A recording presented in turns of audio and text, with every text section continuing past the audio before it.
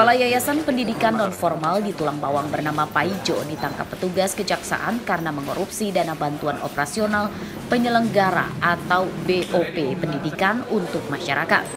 Kerugian negara lebih dari 700 juta rupiah dari total anggaran sebesar 1,1 miliar rupiah pada tahun 2022-2023.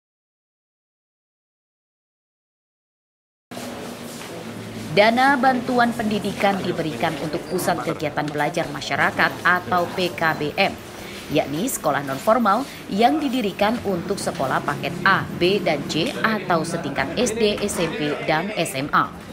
Modus tersangka adalah memanipulasi kegiatan, penggelembungan anggaran operasional, hingga pemotongan honor tutor atau guru PKBM.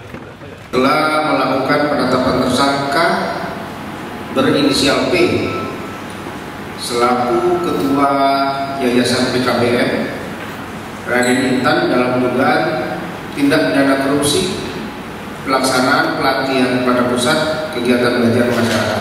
Bahwa berdasarkan penghitungan auditor pada Inspektorat Kabupaten Tulang Bawang didapat kerugian negara diperkirakan sebesar 799.777 rupiah. Bahwa modus yang dilakukan tersangka antara lain tutor fiktif, pemotongan honor tutor yang ada, pembelajaran fiktif atau tidak direalisasikan termasuk pembelanjaan yang diperang. Setelah ditetapkan sebagai tersangka, Paijo kemudian digelandang ke Rutan Menggala Tulang Bawang. Tersangka diancam hukuman hingga 20 tahun penjara. Bustakim melaporkan dari Tulang Bawang.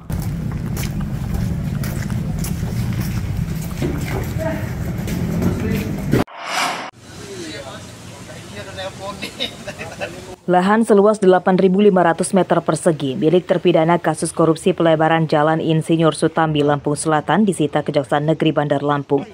Terpidana bernama Hengki Widodo alias Engsit sebelumnya divonis 7 tahun penjara karena korupsi 29 miliar lebih.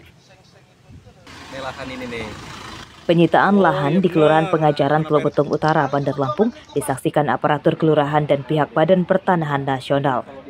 Menurut pihak Kejari, penyitaan sudah sesuai keputusan Mahkamah Agung. Ya benar. Kalau pakai itu... Sebelumnya Hengki sudah mencicil kerugian negara sebesar 10 miliar rupiah lebih.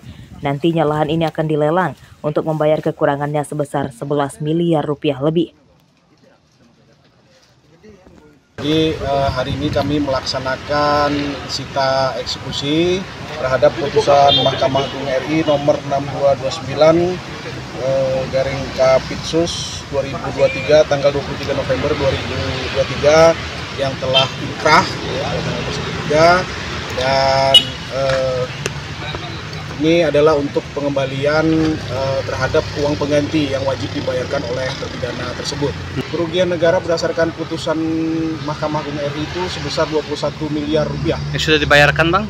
Sudah dibayarkan itu sekitar 10 miliar rupiah. Tadi sisanya masih 11 miliar. Masih sekitar 11 miliar rupiah. Sebelumnya, Komisaris PT Usaha Remaja Mandiri ini divonis korupsi berjamaah bersama 3 terpidana lain. Proyek pembangunan Jalan Insinyur Sutambi Simpang Sri Bawono tahun anggaran 2018-2019 tersebut nilainya mencapai 147,5 miliar rupiah. Arsadi Saputra melaporkan dari Bandar Lampung. Nggak apa-apa ya? Iya, nggak apa-apa. Masuk TV kita, guys. Kasus positif rabies yang ditularkan dari hewan peliharaan ke manusia di Lampung pada tahun ini meningkat drastis dibanding tahun 2023. Berdasarkan data Perhimpunan Dokter Hewan Indonesia atau PDHI Lampung, sejak Januari hingga Oktober terdapat 10 kasus positif rabies. Sedangkan di tahun 2023 hanya sebanyak 4 kasus. Sejauh ini belum ada korban meninggal dunia akibat rabies karena para korban cepat ditangani tim medis.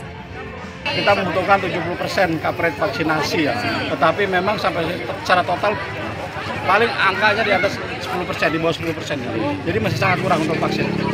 Berdasarkan data dinas, Lampung masih belum bebas ya. Tahun ini kita ada 10 kasus positif walaupun semua masih bisa kita tangani. Itu di daerah mana itu? Bandar Lampung Metro juga masih ada, terutama di daerah-daerah kota yang banyak kucing atau anjing yang diliarkan. Kalau di daerah kabupaten biasanya kita ada di daerah bukit-bukit dan pantai ya, sekitar pantai.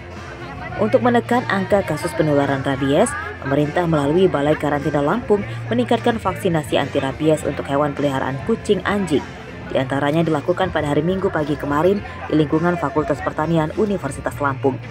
Sebanyak 300-an ekor kucing dan anjing divaksin anti rabies. Memang di sini kita peringati bareng-bareng.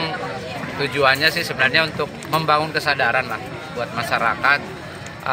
Bagaimana mereka juga bisa lebih care terhadap hewan-hewan kesayangannya, terutama anjing, kucing, sebagai hewan yang bisa berpotensi menularkan rabies. Jadi harapannya dengan kita berikan edukasi-edukasi dan juga vaksin gratis seperti ini, harapannya juga memang hewan-hewan yang dipelihara masyarakat itu juga sehat, sehingga juga pasti sehat juga untuk pemiliknya. Buat hewan-hewan di luar sana yang kalau apa sih buat hewan yang terlantar juga, semoga ada yang perhatiin ya. Perhatiin gitu. Tadi ini apa? Dilakukan penyuntikan apa tadi? Vaksinasi. Vaksinasi. Yang keberapa? Yang pertama. Ada berapa peliharaan kita yang Ada 1. Cuma 1. Pencegahan virus rabies selama ini terkendala kuota vaksin yang diberikan oleh pemerintah pusat ke daerah, sehingga vaksinasi hanya menyasar untuk hewan peliharaan saja. Sedangkan untuk kucing dan anjing liar juga seharusnya mendapat penanganan supaya pencegahan penularan virus rabies lebih maksimal. Arsadi Saputra melaporkan dari Bandar Lampung.